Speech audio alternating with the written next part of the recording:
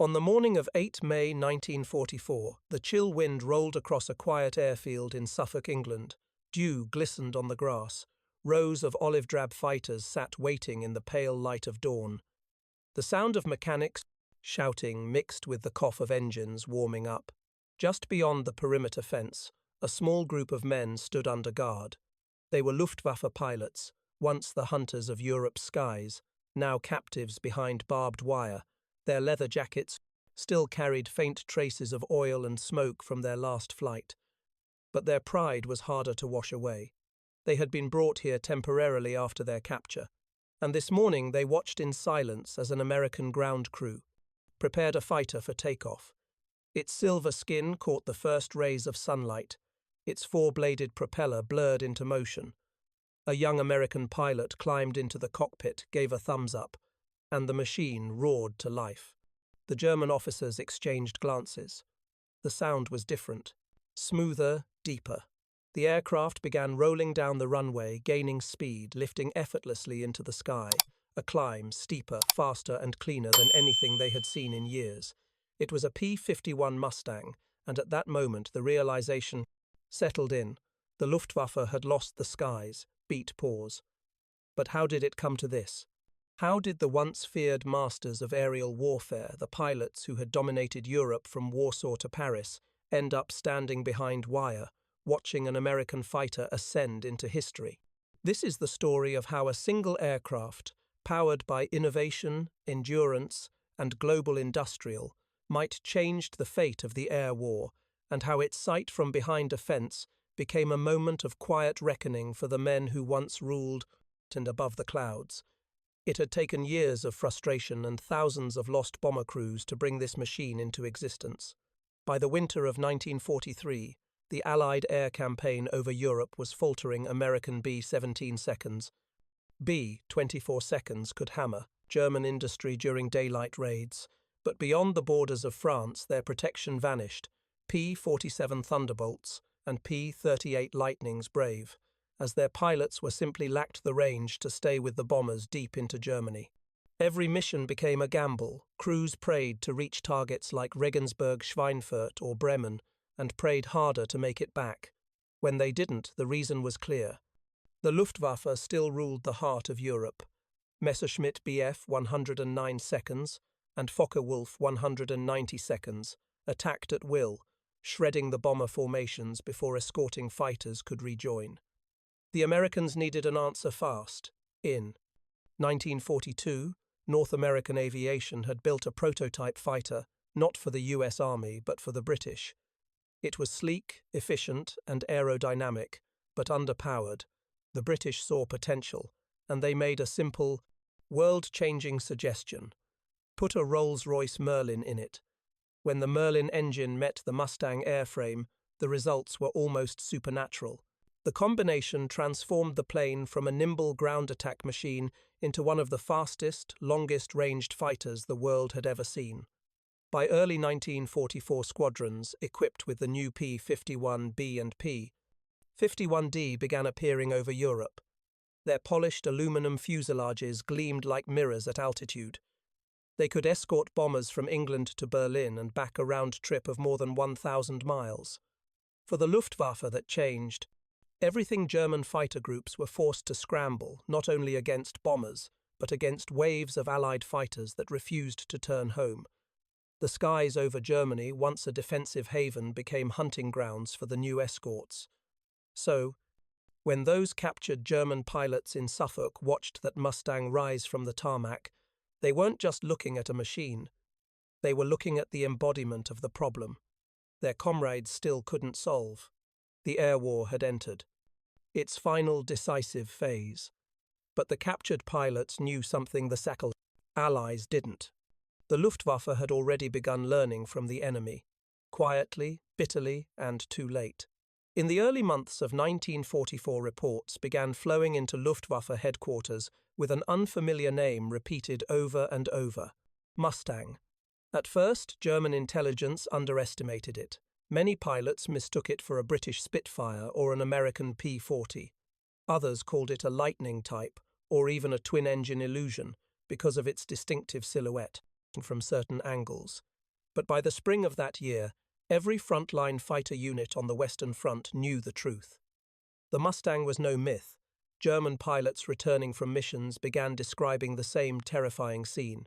American bombers, once easy prey, now flying under a constant shield of fast, high-climbing escorts.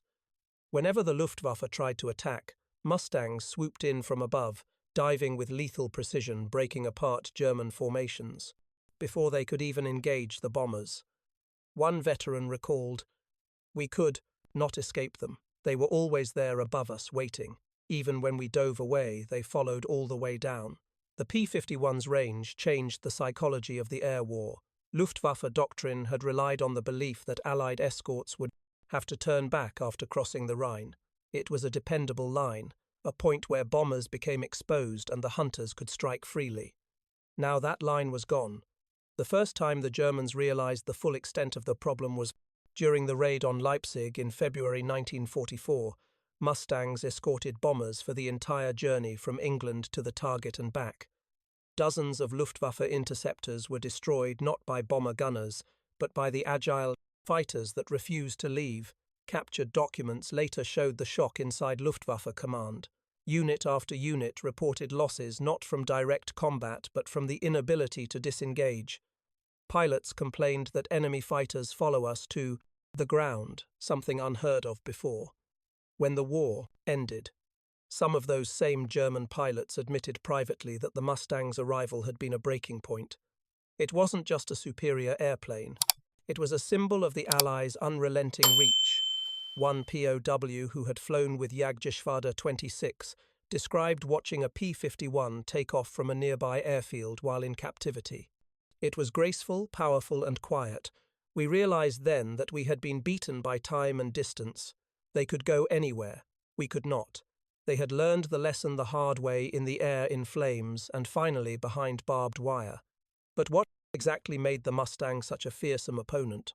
The answer wasn't just range, it was design. To the captured Luftwaffe pilots who had grown up on the sound of Daimler-Benz engines, the noise of the Mustang's Packard-built Merlin was unnerving. It wasn't the raw, throaty roar of a Bf 109 or Fur W190. It was smoother, controlled, refined. It was the sound of efficiency and power in reserve. What made this aircraft so different? At first glance, the P-51 didn't look revolutionary. Its frame was simple, its wings thin, its fuselage clean. But that simplicity hid a miracle of engineering. The secret lay in three elements: the engine, the airframe, and the fuel. The Rolls-Royce Merlin engine, built under license by Packard in Detroit, gave the Mustang the altitude performance of a Spitfire and the endurance of a bomber. It breathed through a two-stage supercharger that allowed it to hold power, even at 30,000 feet. Then came the wing, a laminar flow design that reduced drag dramatically, allowing the Mustang to glide farther, faster, and more smoothly than anything else in the sky. Even the Germans' masters of aerodynamic precision were impressed by its clean lines and almost uncanny stability at high speed. And finally, fuel. With internal tanks and two droppable wing tanks, a fully loaded P-51 could fly more than 1,600 kilometers without refueling. For comparison, most Luftwaffe fighters couldn't manage half that distance. The Mustang's cockpit gave the pilot perfect vision. The bubble canopy introduced on the P-51D eliminated blind spots and made dogfighting almost instinctive. American pilots loved it. German prisoners envied it. One former WW190 ace reportedly muttered after sitting inside a captured Mustang at a POW camp display, "If we had this view, maybe," and then fell silent. Technically, the Mustang was not invincible. It was vulnerable to gunfire in the radiator belly. Its roll rate wasn't as fast as the Focke-Wulf's at low altitude, but those weaknesses were minor compared to its strengths, where the German fighters were built for sprinting quick bursts of combat over home territory. The Mustang was a marathon runner. It could chase, climb, dive, and still have the fuel to loiter. It could escort bombers to Berlin and then circle above a Luftwaffe airfield waiting for targets to take off. That's what broke the enemy's spirit.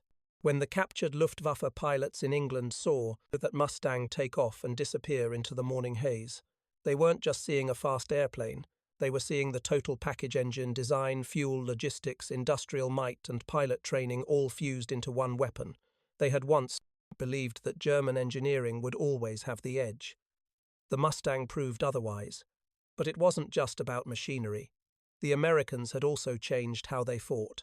When the first P-51 squadrons arrived in Britain, they were told their job was simple: to protect the bombers, fly close, keep formation, chase off attackers, and bring as many crews home as possible. But in early 1944, something changed. A new commander, General Jimmy Doolittle, took charge of the 8th Air Forces fighters. Doolittle had seen the Mustang's potential and understood a brutal truth: defensive tactics win no wars. The only way to break the Luftwaffe was to destroy it in the air and at its roots. So he issued a radical order: go hunting. Instead of staying glued to the bomber formations, Mustang pilots were now free to roam ahead, above, and around to sweep enemy airspace clean before the bombers even arrived. The skies of Germany became an ambush zone. To the Luftwaffe, it felt like Americans had changed the rules overnight. Their radar picked up formations approaching, but when interceptors scrambled to meet the bombers, they were met instead by Mustangs diving from the sun. Veterans from Jagdgeschwader 2 and 26 began calling these new tactics fliegende Pfeile. The flying trap Mustang units would often fly high cover, invisible against the glare, while others feigned weakness to lure German interceptors upward. Once engaged, the Luftwaffe formations were shredded in minutes. By the time the bombers appeared, there were fewer Germans left to stop them. And Doolittle didn't stop there. He ordered Mustangs to hit the Luftwaffe on the ground: airfields, hangars, trains. Nothing was safe. Mustang's range allowed it to follow the enemy all the way home. The Luftwaffe's proud fighter bases, once bastions of safety, became death traps. Captured pilots later described the demoralization. One recalled, "Even before we took off, we could see the contrails of Mustangs circling above our field. We had no advantage, no surprise. We were always the prey." German ground crews began hiding aircraft under camouflage nets, dispersing them across fields, even parking them between trees. But it didn't matter. The Mustangs came for them every day. The result was catastrophic. By the spring of 1944, the Luftwaffe fighter arm was bleeding faster than it could replace men or machines. New recruits, with only 40 hours of flight training, were thrown into combat. The skies that had once echoed with the confidence of German aces now hummed with anxiety and exhaustion. And for those already captured, those men who watched Mustangs lift off from Allied airfields, it was like watching ghosts of what their air force used to be. But their silent observation that morning in Suffolk would soon deepen into something even more painful: acceptance. The scene at the Suffolk airfield was not unique. Across Britain, in 1944, dozens of prisoner-of-war compounds held captured Luftwaffe pilots, men once hailed as the elite of Germany's fighting force. Some had been shot down over France, others were forced to bail out over the Channel. A few had crash-landed their damaged aircraft on British soil and survived. They were respected by their captors, disciplined, proud, and often fluent in English. But the pride had dulled into quiet bitterness. Each morning they could hear the rumble of Allied engines taking off nearby Thunderbolts, Lightnings, and increasingly Mustangs. The air vibrated with the power of Allied industry, a sound that to them symbolized both awe and defeat. British guards occasionally allowed small groups of prisoners to watch the airfield from a fenced enclosure. It was harmless, a way to keep them occupied. But what those pilots saw left an impression far deeper than anyone realized.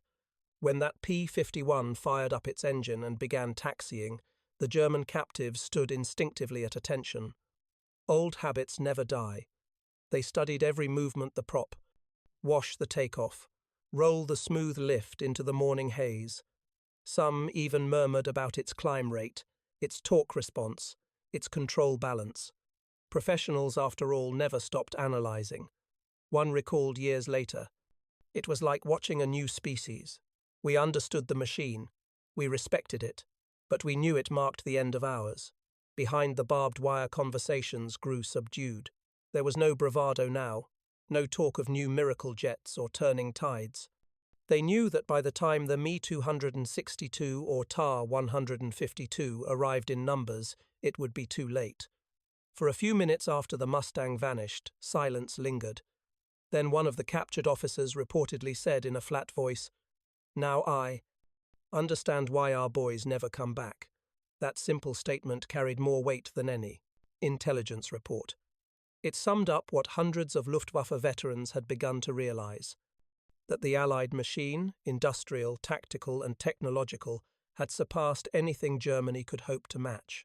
In that fenced compound miles from the front, the war had ended for them long before Berlin fell. Yet even as they stood there, quietly watching the contrails fade, the Mustang pilots they observed were changing the course of the entire air war. By the summer of 1944, the Luftwaffe that had once terrorized Europe was a shadow of its former self. Statistics told the story before the newspapers did. Entire Jagdgeschwader wings were being wiped out in weeks. In the skies over France during the lead-up to D-Day, Allied pilots were reporting missions where not a single German fighter dared rise to meet them, and when they did, when they scrambled in desperate twos and threes, the Mustangs were waiting. In March 1944, the Luftwaffe lost more than a third of its single-engine fighters in just 30 days. By June, the loss rate was unsustainable. Fuel shortages wrecked airfields, and the relentless bombing of aircraft factories sealed their fate. Germany's greatest aces, men like Adolf Galland and Günther Rahl, spoke openly about the impossibility of the situation. They could still outfly most of their opponents one-on-one, but that no longer mattered. Skill could not compete with an enemy who had better machines, longer reach, and endless replacements. For every new German fighter built, America was rolling 3 Mustangs off the assembly line, each with a trained pilot, spare parts, and the fuel to fly across continents. The Luftwaffe's morale collapsed alongside its numbers. Ground crews salvaged wrecks to keep a handful of aircraft operational. Rookie pilots, some barely out of flight school, were thrown into the air against veterans flying Mustangs. Most didn't survive their first mission. By late 1944, the P-51 had become the undisputed master of the European skies. It escorted bombers to Berlin, to Munich, to the very gates of the Reich. It strafed airfields, locomotives, convoys, anything that moved. Its pilots joked grimly that there was no bad weather, only more targets. For the men watching from POW camps, the transformation was agonizing. The air supremacy they had once believed eternal was gone. Their comrades were being cut down in the same skies they once ruled. One captured pilot summed it up. Years later, when we saw that Mustang climb, we saw the end of the Luftwaffe. We just didn't know how to say it yet. The Mustang was more than an airplane. It was a message written in aluminum and smoke. Your time is over, and for the captured pilots standing behind wire, that message had already been delivered. As the war drew toward its close in 1945, the thunder of engines that once symbolized domination now echoed, surrender. The Luftwaffe's fighter arm, once the pride of a nation, had been ground down by attrition, by exhaustion, and by a relentless enemy who learned faster, built bigger, and reached farther. For the men who watched that P-51 take off from behind a fence, it was more than humiliation. It was revelation.